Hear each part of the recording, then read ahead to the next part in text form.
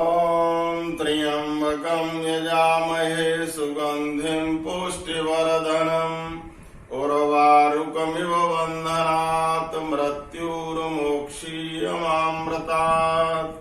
ओम शांति शांति शांति। ओम नमस्ते जी। वैदिक संस्कृति चैनल पर मैं नवीन मिश्रा, महर्षि दयानंद का शिष्य, आप सभी का स्वागत करता हूं। आज से हम कोरोना सहित विभिन्न बीमारियों से किस प्रकार बच सकते हैं, इस विषय में चर्चा प्रारंभ करेंगे। आयुर्वेद में स्वास्थ्य के लिए 3 स्तंभ बताए गए हैं: आहार, निद्रा और ब्रह्मचर्य। इन्हीं पर हम अगले अंकों में विस्तार से चर्चा करेंगे। आप लोग इस चैनल से जुड़े रहें धैर्यपूर्वक और सभी विषयों को गंभीरता से सुनें। ये चैनल आपको अच्छा लगे तो इसको सब्सक्राइब अवश्य करें, लाइक करें, और कुछ पूछना हो, कहना हो तो कमेंट बॉक्स में लिख सकते हैं। अपना फोन नंबर लिखेंगे तो आपको उसका उत्तर भी दे दिया जाएगा। तो आज की चर्चा प्रारंभ करने से पहले हम ईश्वर भक्ति का, ईश्वर महिमा का एक भजन लेंगे। भगवान तेरी महिमा क्या अजब निराली है, एक घर में अंधेरा है, एक घर में दिवाली है। क्या अजब तमाशा है, क्या खेल रचाया है, भगवान तेरी महिमा कोई जान न पाया है। अरबों का मालिक है और गोद से खाली है, भगवान तेरी महिमा क्या अजब निराली है। एक घर में अंधेरा है, एक घर में दिवाली है, भगवान तेरी महिमा क्या अजब निराली है। कोई इतना सुंदर है, फूलों से सजाया है, कभी भी कविता करके गुण रूप में गाया है। कुरूप कोई इतना ज्यों रजनी काली है, भगवान तेरी महिमा क्या अजब निराली है। तकदीर की हलचल है या कर्म का पाशा है, तकदीर की हलचल है या कर्म का पाशा है। दर दर का भिखारी है, एक हाथ में काशा है, दर दर का भिखारी है, एक हाथ में काशा है। भर पेट नहीं मिलता, भोजन का सवाली है, भर पेट नहीं मिलता, भोजन का सवाली है, भगवान तेरी महिमा क्या अजब निराली है। संसार पहेली है, उलझन ही उलझन है, संसार पहेली है, उलझन ही उलझन है। बेमूल रिश्तों का ये कैसा बंधन है, बेमूल रिश्तों का ये कैसा बंधन है। कुछ दिन के लिए हमने ये दुनिया बसा ली है, भगवान तेरी महिमा क्या अजब निराली है। एक घर में अंधेरा है, एक घर में दिवाली है। तो ईश्वर की इस महिमा के पश्चात हम आज का विषय प्रारंभ करते हैं। जिस तरह से आज के युग में लोग विभिन्न बीमारियों से ग्रसित हैं, त्राहिमाम मची हुई है, इस तरह की हालत हमारे देश की लगभग 5000 वर्ष से चल रही है। 5000 वर्ष से पूर्व इस देश में वैदिक युग था, लेकिन जिस समय महाभारत का युद्ध हुआ उससे हजारों वर्ष पूर्व पतन के बीच इस देश में प्रारंभ हुए थे, जिसके कारण महाभारत का युद्ध हुआ और उसके पश्चात हमारे देश का पतन होता गया, होते होते आज यहाँ तक की स्थिति में पहुंच गया है। नहीं तो इस देश में कभी कोई बीमारी नहीं हुआ करती थी। महाभारत के समय में एक दृष्टांत याद आता है कि एक बार धृतराष्ट्र महात्मा विदुर के पास गए और पूछने लगे कि महात्मा जी, आज ये संसार को क्या हो गया है, लोग भागे जा रहे हैं, परेशान हैं, एक दूसरे को मारने पीटने में लगे हुए हैं, क्या हो गया है संसार को, ये दुनिया इतनी क्यों परेशान है, लोग क्यों दुखी हैं। तो उस समय महात्मा विदुर ने उनको कहा कि संसार काम, क्रोध, लोभ, मोह और अहंकार के वशीभूत होकर के इस तरह के कार्यों में लगा हुआ है और उसी का ये दुष्परिणाम है। तो उन्होंने उस समय धृतराष्ट्र को एक कहानी सुनाई। वो कहानी इस प्रकार थी कि एक घोर घना जंगल था। एक कोई व्यक्ति कहीं से उस जंगल की तरफ आ गया और उस जंगल में जब उस घुसा तो उसने उसमें देखा कि वहां पर तरह तरह के भयानक जानवर, शेर, चीते, भालू और दूसरे मगरमच्छ, दरियाई घोड़ा, भयानक जानवर, पशु घूमते हैं। डर गया, वो भागा आगे की तरफ चला तो उसको 5 विषैले सर्प मिले और डरा, वो भागता गया। भागते भागते उस जंगल में चारों तरफ अंधेरा था तो आगे जाकर के एक तालाब में वो गिर पड़ा। महात्मा विदुर कहते हैं कि तालाब में गिरते समय तालाब के किनारे एक पेड़ खड़ा था। उस पेड़ की टहनी, एक डाली उसके हाथ में आ गई, उसको पकड़ करके वो लटक गया। जिस समय वो तालाब में गिरा तो नीचे जहां पानी था और ऊपर उस डाली को पकड़े हुआ था, पानी में नीचे की तरफ वो देखता है तो वहां पर एक सर्प फन फैलाए बैठा है, उसकी आंखें चमक रही हैं। ऊपर उसने देखा कि जिस डाली से वो लटक गया था उस डाली को 2 सफेद और काले चूहे कुतर रहे थे और वो डाली जिस पेड़ की थी उसको एक 6 मुख वाला हाथी धक्का दे रहा था। कांप गया उस व्यक्ति का हृदय कि ये पेड़ भी गिरने वाला है, इसको हाथी धक्का दे रहा है, चूहे कुतर रहे हैं उस डाली को।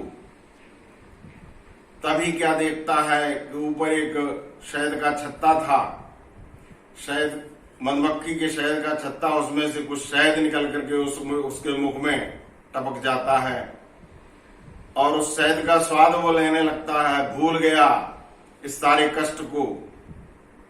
तो इस तरह से महात्मा विदुर ने उस समय ये कहानी सुनाई और उन्होंने कहा कि यही स्थिति है आज मनुष्य की। ये संसार जो है घोर भयानक जंगल है, इसमें लड़ाई झगड़े, बाढ़, भूकंप, ये सब भयानक पशु घूमते हैं और इसके अंदर काम, क्रोध, लोभ, मोह, अहंकार, ये 5 विषैले सर्प घूमते हैं। और वो 6 मुख वाला हाथी जो उसने देखा था वो ये 6 ऋतुएं हैं जो धक्का दे रही हैं मनुष्य की आयु को, आगे बढ़ा रही हैं। मनुष्य जो पैदा हुआ जवानी और बुढ़ापे की तरफ जा रहा है। एक उसने वहां पर भयानक स्त्री भी देखी। तो महात्मा विदुर जी कहते हैं वो भयानक स्त्री जो है वो बुढ़ापा है और नीचे जो सर्प फन फैलाए बैठा था, उसने, महात्मा जी ने कहा कि वो सर्प जो है वो मृत्यु उसकी प्रतीक्षा कर रही है और जिस डाली से वो लटक रहा है, जिसका आसरा पकड़े हुए है, उसको सफेद और काले चूहे, सफेद और काले चूहे ये क्या है, ये दिन और रात की तरह हैं। ये उस डाली को काट रहे हैं, ये दिन और रात मनुष्य की आयु को काट रहे हैं। आदमी जन्मदिन मनाता है कि मैं आज 20 साल का हो गया, 50 साल का हो गया और ये सोचना चाहिए कि इतनी आयु कम होती जा रही है क्योंकि वो सफेद और काले चूहे उसकी डाली को कुतर रहे हैं। पीछे वो 6 मुख वाला हाथी उस पेड़ को धक्का दे रहा है। 6 ऋतुएं चल रही हैं जो आयु को आगे बढ़ा रही हैं। आयु जो है वो वर्षों के रूप में भी आगे की तरफ जा रही है और आदमी भूला हुआ है काम, क्रोध, लोभ, मोह, अहंकार में। ये 6 विषैले सर्प उसको डसे जा रहे हैं और वो उस समय विषयों के चक्कर में ऊपर जो शहद का स्वाद है उसको चख करके वो भूल जाता है। किसको भूल जाता है? परमपिता परमात्मा को भूल जाता है। तो महात्मा विदुर कहते हैं ये है कारण रोगों का। जो बात महात्मा विदुर ने आज से 5000 वर्ष पहले कही थी वो आज भी सटीक होती है। और इसी बात को महर्षि मनु आदि सृष्टि में लगभग 2 अरब वर्ष पहले कहते हैं। और वो उस समय निरोगता का उपाय बताते हुए कहते हैं ऋषयो दीर्घ संध्यत्वा दीर्घमायुर्वाप्नियु प्रज्ञाविशस्य कीर्तिम च ब्रह्मवर्चस्मेव च। महर्षि मनु कहते हैं कि प्राचीन काल में ऋषि लोग दीर्घ संध्या करके और दीर्घ आयु को प्राप्त किया करते थे। देखिए कितनी रहस्य की बात महर्षि मनु बता रहे हैं। हमारे देश के ऋषि महर्षि लंबी लंबी संध्या करके यानी परमपिता परमात्मा का ध्यान करके और लंबी आयु को प्राप्त किया करते थे, यानी वो बीमार नहीं होते थे क्योंकि वो परमपिता परमात्मा से जुड़ते थे। वो काम क्रोध लोभ मोह अहंकार के चक्कर में नहीं पड़ते थे क्योंकि ये काम क्रोध लोभ मोह अहंकार यही रोग के कारण है। जिस तरह से आयुर्वेद में कहा जाता है कि वात पित्त और कफ इनकी विषमता के कारण रोग उत्पन्न होते हैं, इसी तरह से आध्यात्मिक क्षेत्र में यदि आप आगे बढ़ करके देखेंगे तो वात पित्त और कफ के भी मूल में जाएंगे तो उनके मूल में जो रोग का कारण है वो है काम क्रोध लोभ मोह और अहंकार। तुलसीदास ने इसी बात को रामचरितमानस के अंतिम कांड में लिखा है कि मोह सकल व्याधिन कर मूला तेते पुण्य उपजय वो सूला काम बात कफ लोभ अपारा क्रोध पित्त नित छाती जा रहा अहंकार है दुखद डमरुआ दम्भ कपट मदमान ने हरुआ। तो ये काम क्रोध लोभ मोह और अहंकार इनमें फंस करके व्यक्ति इनके चक्कर में आने के कारण फिर उसका वात पित्त और कफ बिगड़ जाता है। रोग पहले जो है आत्मा के ऊपर आता है, उसके पश्चात मन के ऊपर आता है, उसके पश्चात शरीर के ऊपर आता है। तो हमको ये रोग को बचाना है तो पहले आत्मा को निरोगी बनाना होगा, काम क्रोध लोभ मोह अहंकार से बचना होगा। एक छोटा सा उदाहरण देखिए, यदि एक व्यक्ति झूठ बोलता है तो झूठ बोलना एक साधारण बात नहीं है। इससे वो अपने को बिगाड़ रहा है, अपना सारा संतुलन बिगाड़ रहा है, अपना सारे अस्तित्व को खतरे में डाल रहा है। झूठ बोलने वाले व्यक्ति का शरीर कांपने लगता है, उसमें उसका ब्लड प्रेशर ऊपर नीचे हो सकता है उसको लकवा मार जाए और कोई भयंकर बीमारी हो जाए। ये तो एक उदाहरण है। इसी तरह से काम क्रोध लोभ मोह अहंकार ये भयानक 5 सर्प है, विषैले सर्प महात्मा विदुर ने जो बताए, इनसे हमको बचना है। यदि इनके चक्कर में रहेंगे तो बीमारी शरीर पर आएगी। आत्मा को निरोगी बनाना है। हम तो शरीर के बारे में सारे दिन सोचते रहते हैं, लेकिन शरीर को जो मालिक अंदर बैठा हुआ है आत्मा, जिसको परमपिता परमात्मा की व्यवस्था से शरीर मिला हुआ है, उस आत्म तत्व को भूल गए, उस परमात्मा तत्व को भूल गए जिसने सारी व्यवस्था दी है। तो यह आत्मा को निरोगी बनाने के लिए हमको परमात्मा से जुड़ना पड़ेगा। संसार में जो बीमारियों को दूर करने की बात हो रही है वो पत्तों में पानी दे रहे हैं, मूल इसका यहां पर है। जब तक मूल को नहीं सींचेंगे फल हरा भरा नहीं होगा, पेड़ हरा भरा नहीं होगा।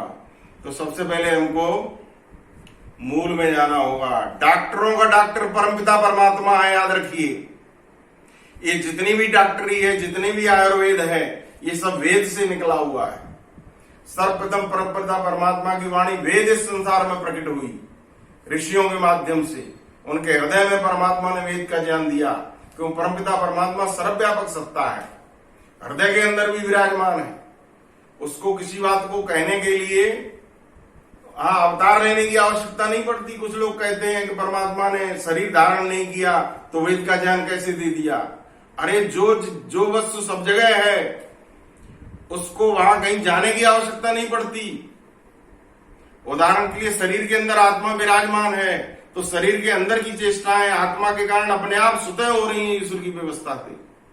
आप अपनी जीभ को हिलाना चाहें तो आपको हाथ नहीं लगाना पड़ेगा, आप अपने हाथ को उठाना चाहें तो दूसरा हाथ नहीं लगाना पड़ेगा। इसी तरह से परमपिता परमात्मा सब जगह व्याप्त है। वो ऋषियों के हृदय में भी व्याप्त था और उसने उन ऋषियों के हृदय में वेद का ज्ञान दिया था।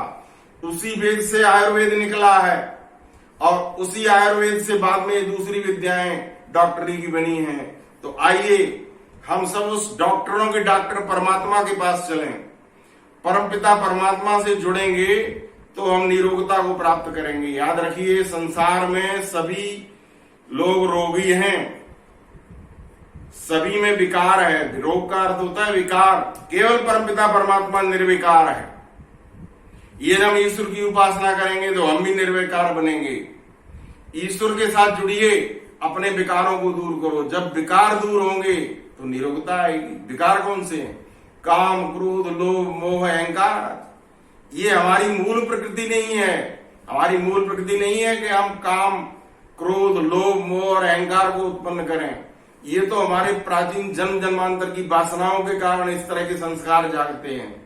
इन संस्कारों को यदि हमको समाप्त करना है, इनको ढीला करना है, तो हमको प्रतिदिन प्रातःकाल और सायंकाल संध्या में बैठना होगा।